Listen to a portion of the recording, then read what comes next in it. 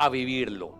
De oír el Evangelio a vivirlo, basado en el libro de Mateo, capítulo 28, versículo 19. Yo sé que muchos conocen este texto, incluyendo el versículo 20. Vamos a leerlo, que dice la palabra del Señor. Y léalo conmigo. Por tanto, id y haced discípulos a todas las naciones, bautizándolos en el nombre del Padre y del Hijo y del Espíritu Santo, enseñándoles que guarden todas las cosas que os he mandado, y aquí yo estoy con vosotros todos los días hasta el fin del mundo. Amén. Entonces, la doctrina que me está mostrando aquí el texto es acerca del discipulado, del bautismo y de lo que y la práctica de lo que hemos aprendido. Y también termina mostrándonos el respaldo que viene de parte de Dios. ¿Hacia quiénes? Hacia los seguidores. Entonces, en este capítulo podemos resaltar y podemos ver que nos está mostrando la muerte y la resurrección. Y el llamado a los seguidores del Señor Jesucristo. ¿Cuántos son seguidores acá? A seguirle. Está haciendo un llamado a seguir al Señor Jesucristo y a cumplir su obra, a extender el reino de los cielos, a cumplir con este mensaje aquí en la tierra. Por eso hoy le agradecemos al Señor, a nuestro amado Padre, por el Evangelio que ha llegado a nuestras vidas para transformar, para cambiar, para limpiar, con una palabra de vida, una palabra de paz que ha llegado a nuestros corazones. Hoy agradecemos a Dios porque muchas personas han mencionado, han venido a este lugar con situaciones difíciles, problemas, han venido atormentados y han dicho, llego acá y encuentro paz. Llego acá y encuentro un descanso para mi vida. ¿Y esto por qué sucede, hermanos? Porque Dios está aquí. ¿Cuántos lo creen? Esto sucede porque la palabra de Dios es vida, porque la palabra de Dios es paz, porque la palabra de Dios es salvación. Y aquí la enseñamos. Donde hay 2 o 3 congregados o más, allí está el Señor. ¿Cuántos lo creen? Yo no los veo convencidos, hermanos. ¿Cuántos creen que Dios está aquí? Dios está aquí y lo podemos sentir, podemos saber que Él está acá. En el Padre Nuestro, el Señor Jesucristo dijo: venga tu reino, hágase tu voluntad, como en el cielo, así también en la tierra. Entonces, el Evangelio ha llegado a nuestras vidas como algo positivo para que nosotros le podamos compartir a otras personas. En otras palabras, el Evangelio es una buena noticia. Nos encantan las buenas noticias, es algo positivo. Pero si eso ya lo sabemos, pero muchos lo ven como algo negativo. Se habla del Evangelio, se habla del Señor Jesucristo y dicen: a mí no me hable, a mí no me diga nada. Pero el Evangelio son buenas noticias. Por eso hoy le agradecemos a Dios por el glorioso Evangelio de salvación y transformación. ¿Cuántos aquí han sido transformados por medio de la palabra? Por eso le damos gracias a Dios. Ustedes mismos lo acaban de ratificar, dan testimonio y dan fe que el Evangelio transforma vidas. ¿Es así o no es así, hermanos? Transforma hogares, transforma mandatarios, gobernantes, hijos, padres, esposos, esposas. La palabra de Dios trae vida, trae transformación. Así que el Evangelio llega con poder y nadie lo podrá detener. Romanos capítulo 1:16 nos muestra: porque no me avergüenzo del Evangelio, porque es que poder de Dios, ¿para qué? Para salvación a todo aquel que cree. El Evangelio es poder de Dios para transformar una vida. Hemos luchado tanto por cambiar a la esposa, cambiar al esposo, pero no cambiarlo por otro, sino por cambiarle la manera de ser, por cambiar la forma de pensar.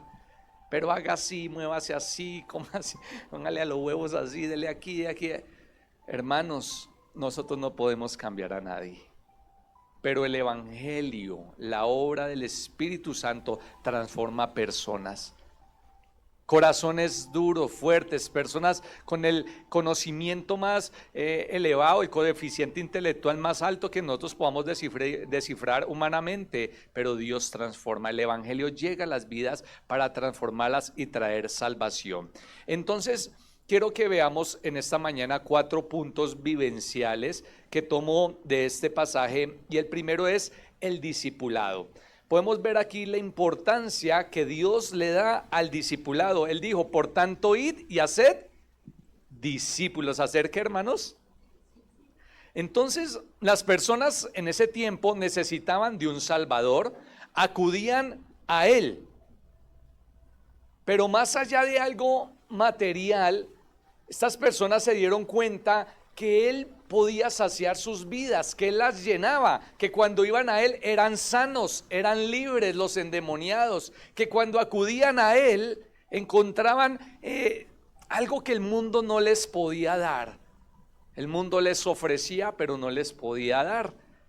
Y eso era la importancia, que no importaba cuánto hablara el Señor Jesucristo, ellos estaban escuchando. No importaba cuántas horas Él hablaba, ellos estaban allí buscándolo, siguiéndolo. Y Él se montaba en la barca, se iba rápido y se iba al otro lado y ya le llegaban allá. Ese anhelo por la palabra de Dios, ese anhelo por seguirle. Los seguían a todas partes, no importaba lo que tuvieran que hacer. Ustedes recuerdan que llegó hasta un límite que el Señor dice, ¿y qué les vamos a dar de comer? Les dice, oye, discípulos, ¿ustedes no se han dado cuenta que ellos llevan acá y no han comido? Ellos tienen que comer. Era así el hambre y la sed que ellos tenían por el Señor Jesucristo, que no importaba cuánto tenían que sacrificarse a ellos mismos, negarse a ellos mismos, cuánto tenían que ellos tenían cosas que hacer. De pronto usted dice, no, pues en ese tiempo no había mucho que hacer. Pues como no había mucha tecnología también, pues les tocaba manualmente hacer tantas cosas. O sea que sí estaban ocupados, pero era esa necesidad de buscar al Señor Jesucristo. Anhelaban saber más de Él, de ese evangelio. Anhelaban seguir al Señor Jesucristo.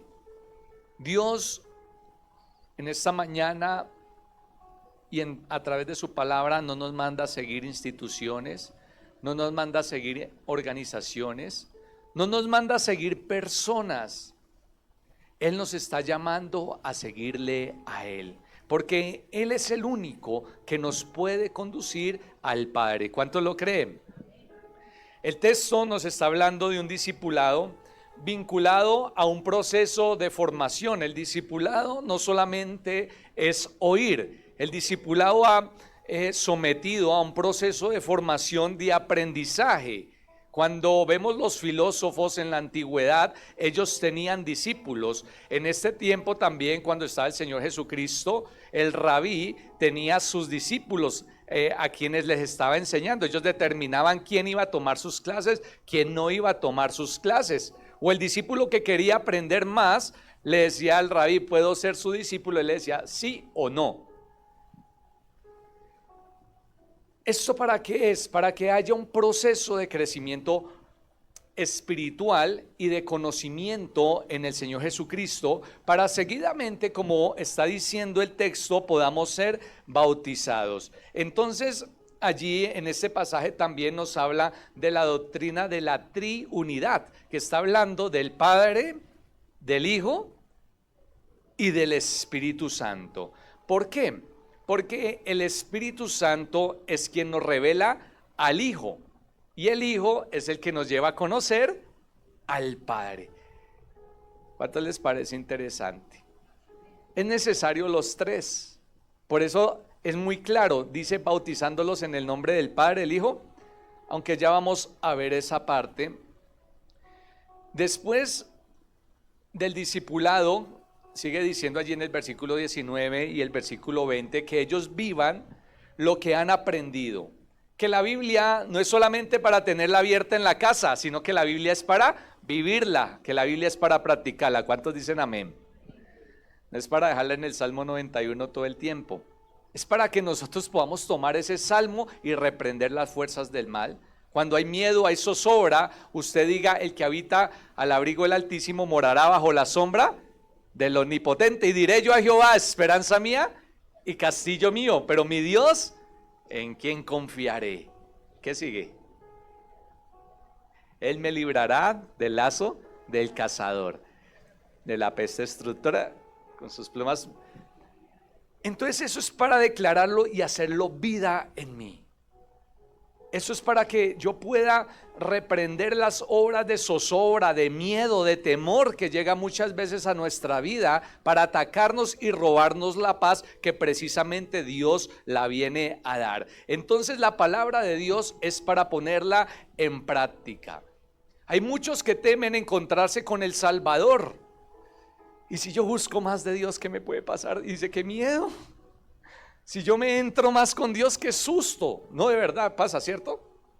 ¿Qué tal yo me meta más con Dios y qué empieza a pasar en mi vida, en mi trabajo? ¿Qué empieza a pasar en todas las situaciones de mi vida? ¿Usted no le ha pasado eso? Me da como susto empezarme a comprometer más con Dios. Solo voy a ir cada 8 días a la iglesia.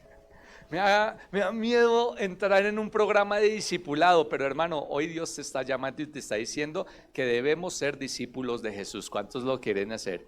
Por tanto, id y hacer discípulos. Y yo soy primero un discípulo de Dios para hacer discípulos para nuestro Padre Celestial. Si volvemos allí a los versículos iniciales del capítulo 28, el versículo 5, dice la palabra de Dios: mas el ángel respondiendo dijo a las mujeres: no temáis vosotras, porque yo sé que buscáis a Jesús, el que fue crucificado. Les dijo: no teman, no tengan miedo, ustedes están buscando al Salvador. Porque muchas veces hay como ese miedo, que esa barrera, que Satanás y ese engaño que pone en nuestras mentes para que usted no dé un paso adelante en el camino del Señor. Hasta aquí nomás.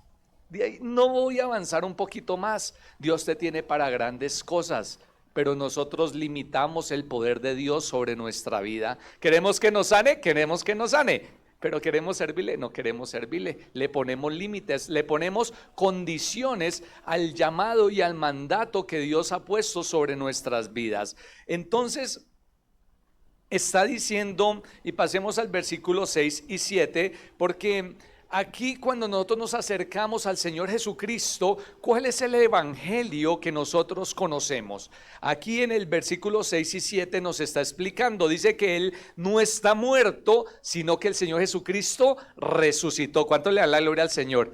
No solo murió, sino que a veces nos quedamos con que Él está muerto. Jesucristo murió, el Señor Jesús murió, pero Él no solo murió, sino que resucitó. Dice el versículo 6, no está aquí, diga conmigo, no está aquí, pues ha resucitado, como dijo: venid, ved el lugar donde fue puesto el Señor, e id pronto y decid a sus discípulos que ha resucitado de los muertos, y aquí va delante de vosotros a Galilea, y allí le veréis. He aquí, hay dos cosas muy importantes. Él ya resucitó. El Señor Jesucristo vive y está sentado a la diestra de Dios, pero también dice: no temáis, id y da las nuevas. Ya ahí están las primeras evangelistas. Vayan y compartan que Él resucitó, que no está solo, Él no solamente murió, sino que resucitó. Vayan y compártanle ¿a quién? Para los discípulos. Vayan y compártanle a los demás que Él ya resucitó. Versículo 10. Y vamos en el 6 y el 7, el 8.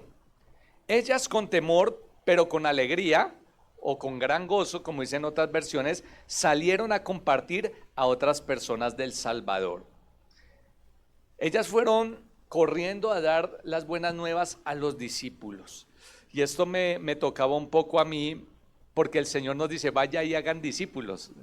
Pero nosotros no salimos corriendo. Nosotros salimos a un paso.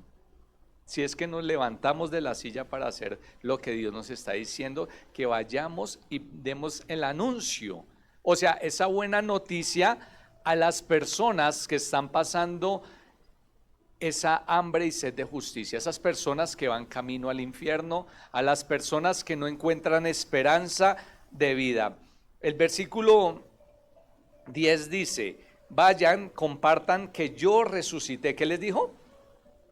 Vayan y compartan que yo resucité y dad las buenas nuevas. Las buenas nuevas son las buenas noticias que el Señor Jesucristo murió y resucitó. Entonces Jesús les dijo, no temáis, id, da las buenas nuevas a mis hermanos para que vayan a Galilea y allí me verán. Esas buenas nuevas, ¿en qué se basaban y en qué consistían? En predicar a Cristo. ¿Cuánto le dan gloria al Señor? Que Cristo murió y que Él está vivo, y eso era lo que les importaba en ese momento, predicar que Él murió y que Él resucitó. Nosotros también predicamos a Cristo resucitado, como dice en 1 Corintios 1, 23 al 25. Pero nosotros predicamos a Cristo crucificado. Para los judíos ciertamente tropezadero y para los gentiles locura, mas para los llamados, así como judíos como griegos, Cristo poder de Dios y sabiduría de Dios. Los que pertenecen a un club no pueden entrar al los que pertenecen al club pueden entrar al club porque tienen una membresía al club. Pero si yo voy a un concierto, no tengo boletas o no tengo membresía al club, no puedo entrar. ¿Es así o no es así? Hermanos, para entrar al cielo, tampoco todos no pueden entrar al cielo. Lo único que debe tener la persona es una creencia y una fe en el Salvador, que Él murió y que Él resucitó. Y eso es lo que nos está mostrando aquí. ¿Qué significa morir y qué significa resucitar? Significa que yo estaba muerto y que ahora Dios me viene a traer vida a mí porque Él resucitó y esa vida ahora la transfiere a mi vida. ¿Cuánto le dan gloria al Señor por eso? Hoy en día encontramos manipulación en el Evangelio. Quieren distorsionar el Evangelio. No se enseña lo que está en la palabra de Dios. Se tapan muchas cosas y se engañan a las personas. No se les habla de la salvación, no se habla del pecado, no se habla de lo que está acá en las Escrituras. Se está distorsionando toda esta parte. Se está distorsionando el verdadero mensaje.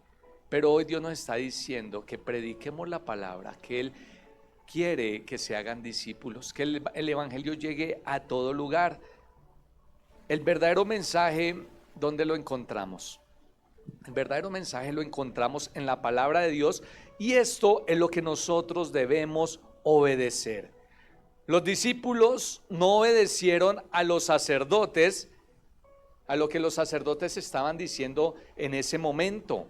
Ellos obedecieron a Dios. Usted recuerde que había una creencia, están los rabís y todo, pero cuando se presenta el Señor Jesucristo, ellos le creen al Señor Jesucristo y ellos lo tenían tan claro en sus vidas que ellos no estaban sirviendo a los hombres, o que antes de servir a los hombres ellos iban a obedecer a Dios. Por eso la invitación que Dios nos está haciendo hoy es a nosotros la misma, que nosotros obedezcamos a Dios antes que a los hombres. Y esto ellos también lo tenían claro cuando lo dijeron en Hechos 5:29, dice así la palabra de Dios. Respondiendo Pedro y los apóstoles dijeron, es necesario obedecer a Dios antes que a los hombres. ¿Obedecer a quién? Antes que a quién. ¿Cuántos obedecemos primero a Dios? Hermanos, si el hombre va en contra de los principios bíblicos, en contra de lo que Dios está establecido, los gobiernos van en contra de los principios, ¿cómo podemos nosotros estar satisfechos con esto? ¿Cómo podemos estar satisfechos con lo que está pasando hoy en día? ¿Cómo podemos estar satisfechos y no hacer nada? ¿Usted no cree que debemos hacer algo? Cuando están atacando la vida de estos niños antes de nacer, cuando atacan la familia, cuando están atacando a las personas, los derechos, la dignidad, la creencia, porque ya está llegando hasta ese ámbito, pasando por encima de la constitución que hay establecida en este país. Hermanos, no nos podemos quedar quietos. Nosotros obedecemos primero a Dios que a los hombres. En Bolivia estaban luchando mucho por sacar la ley de que no podían predicar en las calles. cualquiera, una ley penal. Usted predicaba en la calle, iba para la cárcel.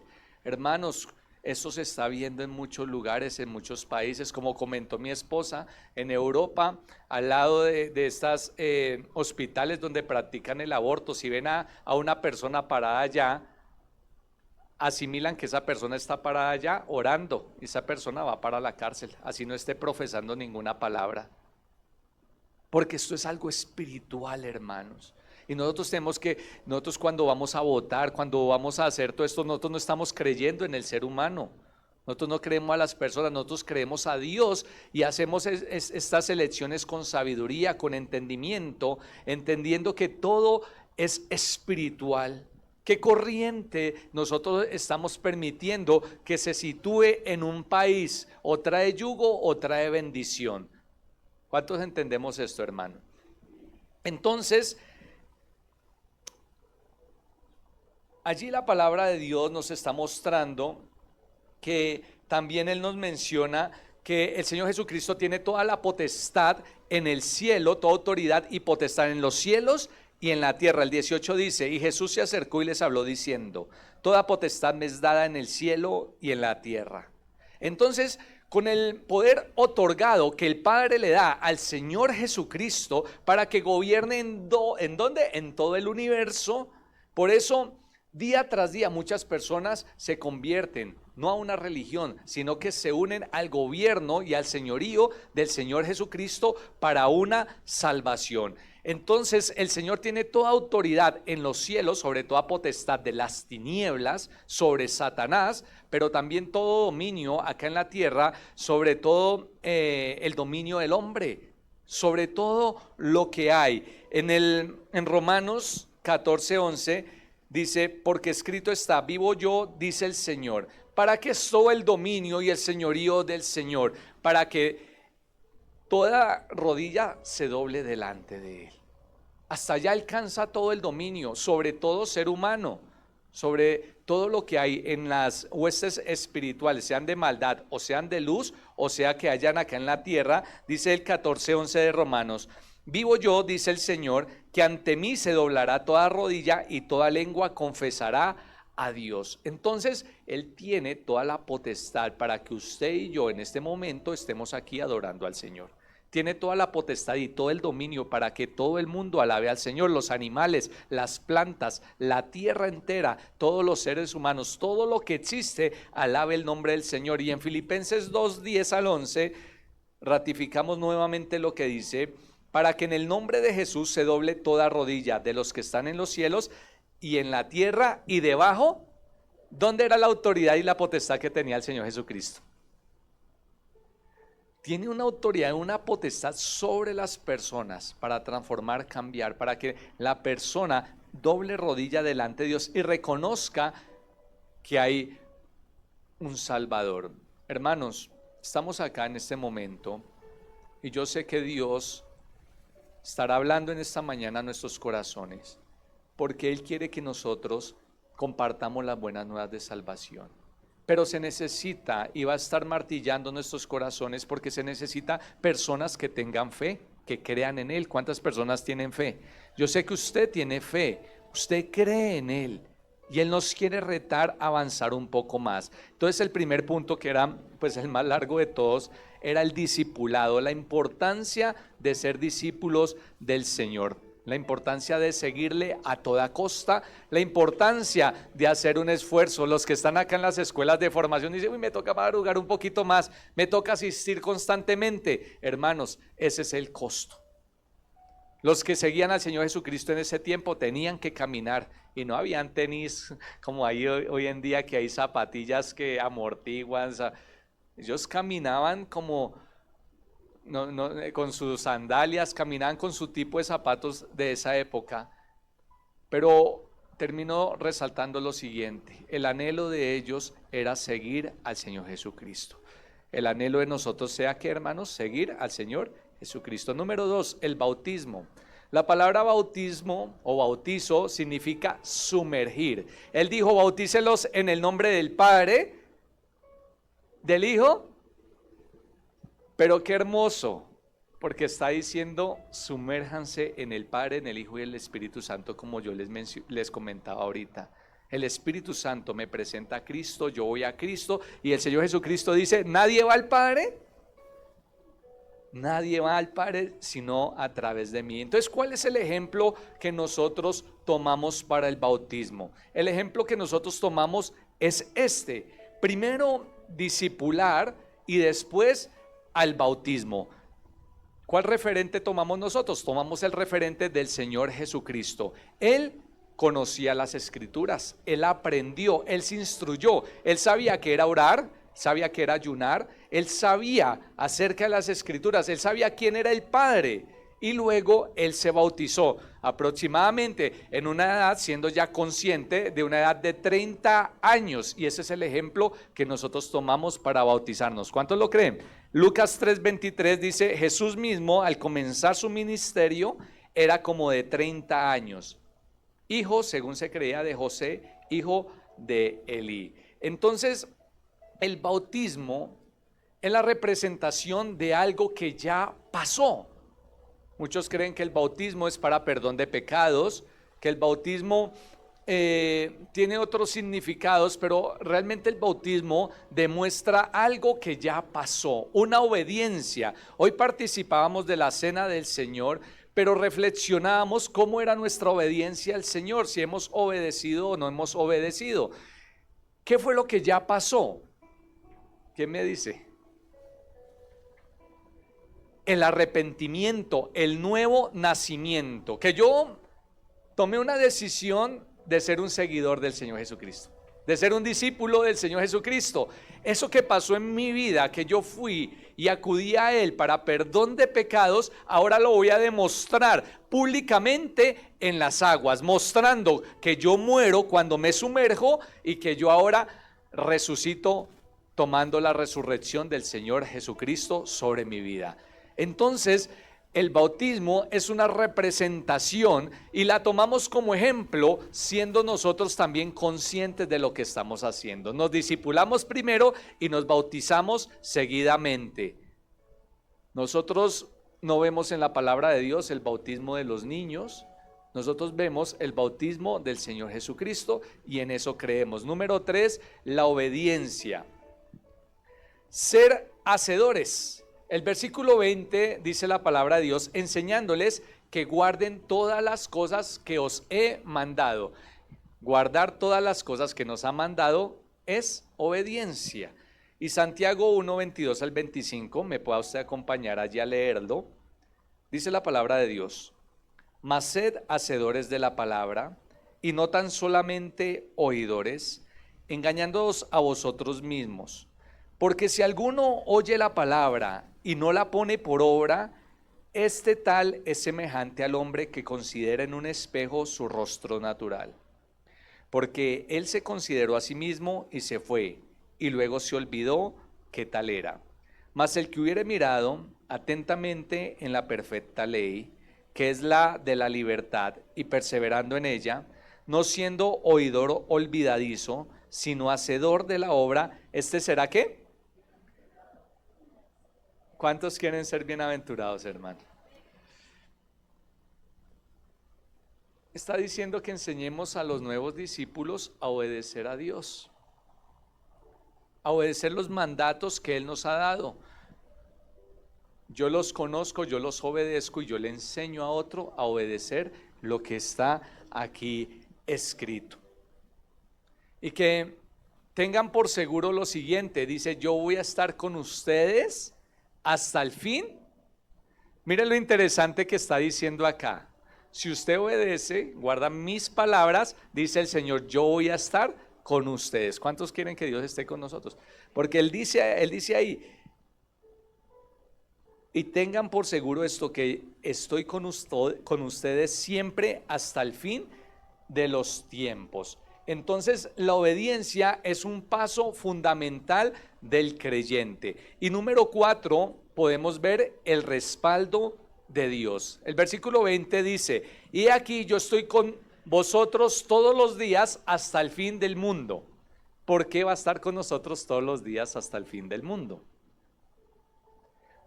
porque estamos obedeciendo al Señor, porque tenemos al Espíritu Santo dentro de nuestras vidas, porque estamos haciendo la obra del Señor de predicar la palabra de Dios. Y cuando usted predica la palabra de Dios, Dios está con usted. Cuando usted confiesa la palabra de Dios, Dios está con usted. Dios no lo está, pues nosotros decimos Dios nos respalda a nosotros, pero Dios respalda su palabra.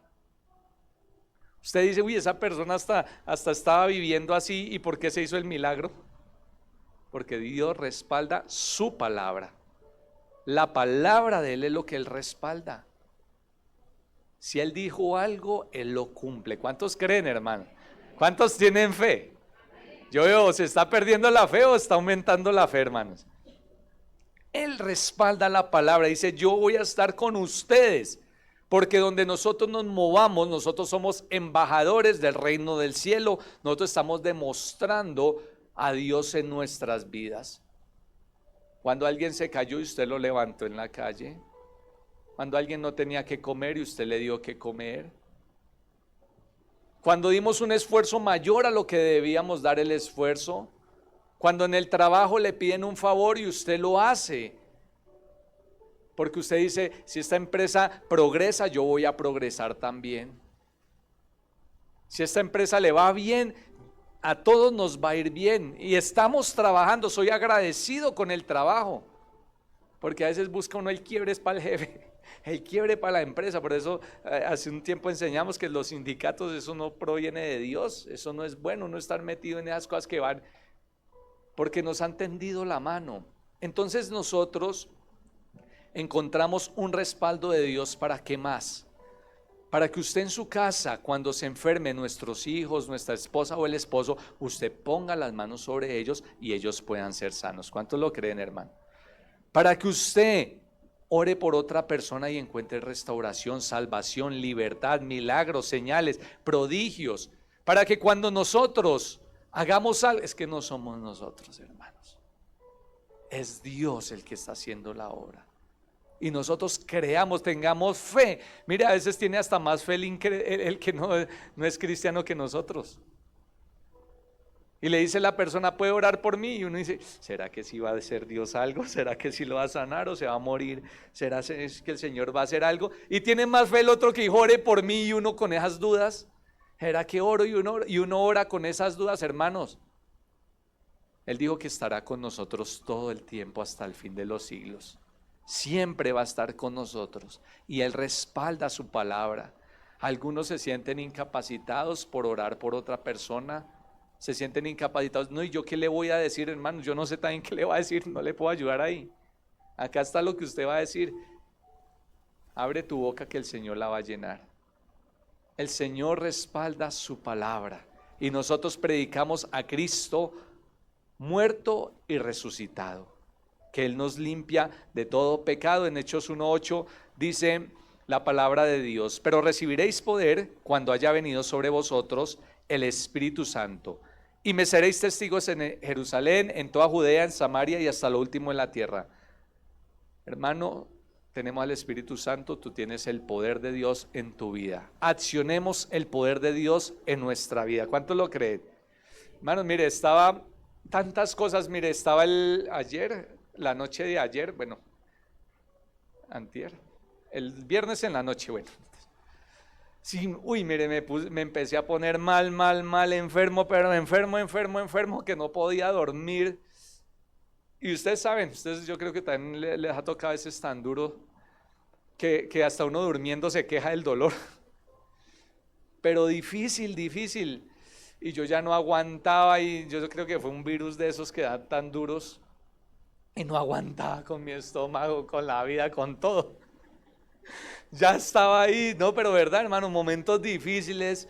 Y yo levánteme, no, yo de todo. Y yo dormía y yo decía, no puedo dormir, hermano. Yo dije, no, esto no puede seguir así. Yo le dije, Señor, no puede seguir así. Mañana todo lo que hay que hacer. Yo decía, no, Señor, tú eres mi sanador.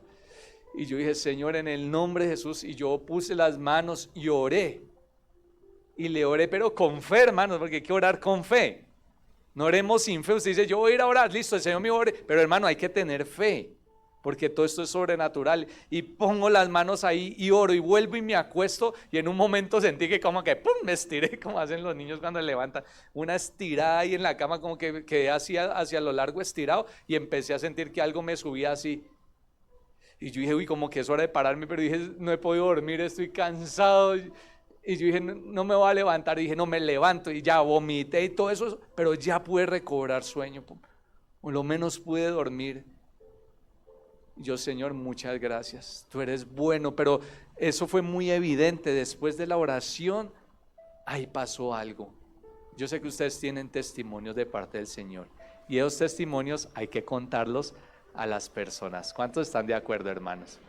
Concluyamos todo, que hoy nosotros podamos convertirnos en un discípulo practicante del Evangelio. Si usted está anotando, anote lo siguiente: necesitamos creer, obedecer y practicar. Es lo que la palabra de Dios nos dice. Si usted quiere extraer los puntos de esta enseñanza, extraiga creer, obedecer y practicar. Muchos creen esto, la leen. Hay algunos que la han leído toda, pero no la practican. No la obedecen. Y eso hace un grande cambio y una gran diferencia. Entonces necesitamos que, hermanos, diga conmigo, creer, obedecer y practicar. Necesitamos pasar de oírlo a vivirlo. ¿Cuántos le dan gloria al Señor por esto? Cierre sus ojos allí. Y si usted ha tomado algo de lo que el Señor le ha hablado en esta mañana, de ser un verdadero discípulo del Señor, usted pueda decírselo con sus palabras: Señor, quiero ser un discípulo verdadero, un discípulo, Señor, que cree, que obedece y practica la palabra del Señor. Eso es lo que hace la diferencia en nuestras vidas. Eso es lo que hace la diferencia en nuestro caminar. Eso es lo que hace la diferencia en todo lo que hacemos. Hoy usted pueda decirle: Señor, quiero ser un discípulo verdadero, Señor amado. Hoy no estoy haciendo una confesión de seguir una religión, de seguir organizaciones. Hoy lo que Dios está tocando tu corazón es para que tú seas un discípulo del Señor. Hoy el Señor toca tu vida para que tú le sigas a Él. Tú dices: ¿y qué de mi familia? ¿Qué de mis amigos? ¿Qué de la demás gente? Me da miedo, me da temor. Pero hoy Dios te dice: yo quiero que tú vengas a mí. Yo quiero que tú seas mi discípulo. Dice la palabra de Dios que si alguno tiene sed, venga a mí y beba. Hoy puedas tú acercarte al Señor y confesar y creer en su palabra. Hoy usted pueda confesar y creer en que el Señor ha venido a salvarte. Hoy usted pueda confesar y creer que el Señor viene a traer vida y vida en abundancia. Hermano, yo quiero que usted ponga su mano en la persona que tiene a su lado y ore por ella. Ore con fe.